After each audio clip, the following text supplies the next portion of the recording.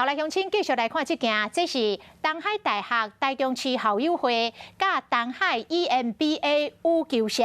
共同所举办的罗斯仪杯的羽球的邀请比赛。一来促进着校友的交流甲身心的健康，二来提升着拍羽毛球的这个功夫甲技术。为着增加羽球运动的风气，增加校友之间的情感交流，佮有身心健康。东海大学中区校友会和东海 EMBA 羽球社共同举办罗斯仪杯羽球邀请赛。今年呢，在 EMBA 羽球社社长大力的这种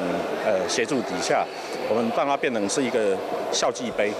也邀请了中部几所大学的 EMBA 校队来参加。今年有来自各地校友选手16队，100多位喜爱运动的朋友来参赛。台中市校友会和东海 EMBA 羽球社做伙关乎东海大学部校队训练经费，鼓励学生会当专注练习，为校争光。所学的是传承与接班，那我觉得传承与接班不只是运用在企业上，更可以运用在社团上，因为我们都是与众不同的。透过举办比赛，让大家会使互相交流，嘛欢迎有兴趣的经理人做伙来加入。